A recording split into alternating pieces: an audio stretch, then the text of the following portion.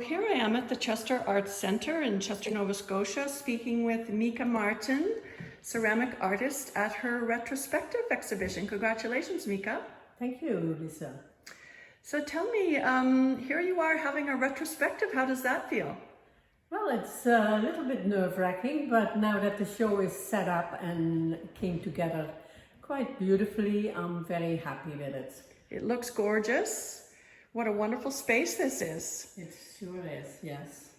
So tell me, what drew you to the world of ceramic arts? Well, I came by ceramics by chance, really.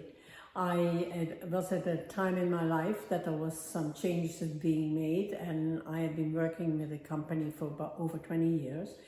And where I was going, the company was not there, so it meant a life change for me. And my husband wanted to take this particular job. I said, fine, you take that. And I decided to go and inquire at the local college to see what kind of course I might follow. And when I came to the ceramics department, it just really spoke to me, and I decided, this is maybe what I like to do. And here I am 40 years later, and I haven't looked back. I've really enjoyed it, and it's been fantastic, really. I really enjoyed it a lot. 40 years. What would you say have been the greatest artistic influences on your work, which we'll look at in a few minutes? Well, it's amazing because it never stops, you know. There's always new things that come and go, and the last thing that has really inspired me was a trip to the Alhambra Museum in Spain, and I have some Spanish heritage, so I thought, this place really is fantastic. And I saw what they call the Alhambra vases, which were really beautiful, and I'll show you. Let's go look at one. What I mean. Yeah. This here is an Alhambra shape. Now it's only about a foot tall. However, in the Alhambra, they're almost as tall as I am. So they're huge, but it was mainly the shape that really spoke to me. And then when I was making the vases, and I've made several, here's another one. As you can see, it's just a very it almost looks Grecian. Yeah, well, it's Spanish or Islamic, really, its background. And then when I started to play with this shape, I decided, this is Spanish, and I have some Spanish blood, but I'm really from the Netherlands, so I have to bring that into it too. So with this one, I decided to put tulps on it. Oh. And there we have the Spanish and the Dutch coming together. Gorgeous. Look at that. And the colors. Tell me, how do you get these particular colors, and what glaze you used on that? Well, it's incised like that, as you can see. I just draw the design on it. And then I fill the areas in with oxides.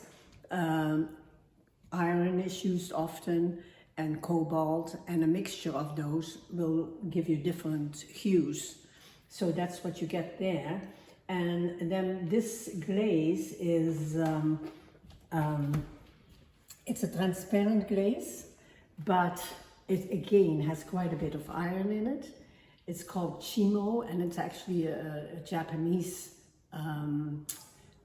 glaze, but it has quite a bit of iron in it again, and you can see that here when it starts to play with the browns. That's iron coming out in the firing. Wow! It's because it's a reduction firing, and because of the type of firing, you starve the flame of oxygen, and that brings the colors out. That draws the colors out. When you take away the oxygen inside the kiln, the flame starts to work more with the materials. Interesting. Yeah. Are you sometimes surprised or disappointed at how things come out? Often very surprised, but very pleasantly surprised. I do have, of course, times that I'm not so happy, but that's part of it, and it makes it more exciting. I mean, if it's always the same and the same colors and this, you know, like if you fire, I use propane for my firings, but if you fire in an electric kiln, you don't have that happening. You don't have, for instance, these colors happening here. See, that's just the fire that Like makes a happy accident. well, it's not an accident. It's really a Japanese recipe again, but it's the type of firing that gives you the changes. The same as, and there's another. Here's another Alhambra design, as you can see. Mm-hmm. And that's with a celadon blue and a khaki glaze, which, you know, they're very, very beautiful glazes. And you can only get that if you fire in a reduction firing. In an electric fire, it would always be the same. Never anything is happening that you can say, oh wow, this is fantastic. Interesting. See that platter there? Yes, love those. See the colors, how they work? Yes. It's almost creates like an energy wheel. Yeah. The circularity, like it's, you really see some motion from the fire, from the flame. Yeah, yeah. Like there's energy in it. And you have other ones of these. Tell me about the blue, like these blue-gray glazes and this sort of coloring. Oh, look at that. That's beautiful. Can you tell me about these? These are more controllable. Like this blue, it's never going to be any different, but it's fine because that's what I wanted. I wanted to be blue and white, and that's great. Especially for production pottery, when you want to make a dinner set, you don't want every plate to be different. You want them to make, they can have different nuances, but they still should look like a set. You know what I mean? I do. And whereas this is more of a one-off, isn't it? So that's right. Yeah. Again, and gorgeous. Yeah. And tell me about these. They're very unique looking. These are what I call primitive fire pots. So what I've done is I made a pot, and then I take a rock or a hard, it could be a spoon, anything, to burnish the clay. And what burnishing does, it packs all these little particles from the clay together, and it becomes shiny. There is no glaze on there. Wow. This is just some oxides that I rubbed on there, but it looks like it's glazed, right? And the same with this. So again, this is, and you just dig a hole in the ground, put some sawdust in it, put the pots in, and this is what you get. Then you light the sawdust, and then you get the firing. Oh, you like the sawdust. That's all it is. You don't. Wow. It hasn't gone into a kiln at all. Wow. What is that technique called?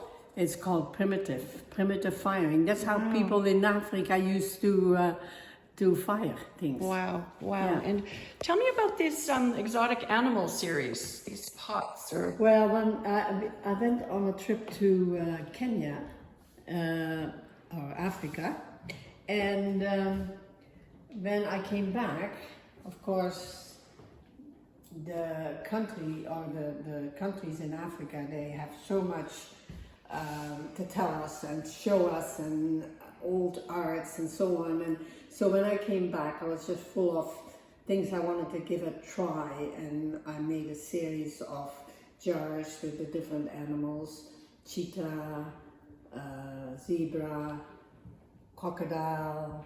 Can you take the lid off? Etc. And a set of 4 would make a canister set with 4 different animals, 4 different colors. Tell me about the crow.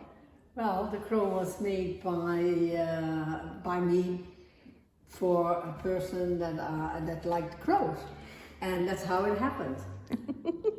And there How did you make it? I think, well, what I did was I threw this part on the wheel, and then I just added the wings and the head and the beak and so on. Beautiful. And let's see.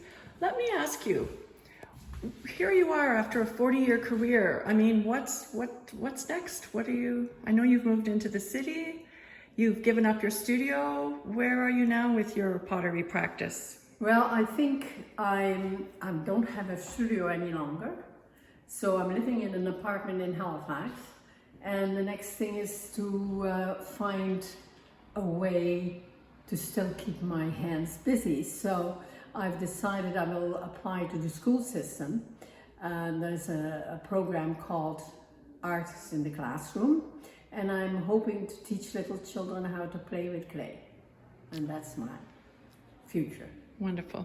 If you have one final thing to say to aspiring potters, people who are considering getting into it, what would you say? If you think you will enjoy working with clay, go for it. It's a lot of fun. You'll have disappointments, but you'll have a lot of fun doing whatever happens. It's always good. That's great, Mieke. Thank you very much, and good luck with your exhibition. Pleasure. Thank you.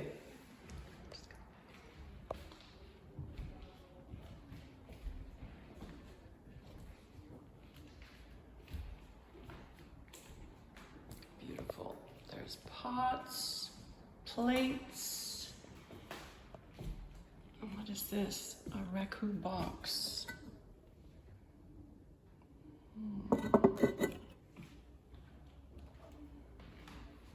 A wine carafe. And all sorts of press. Thank you, Mieke Martin. You're welcome, Lisa Cochrane.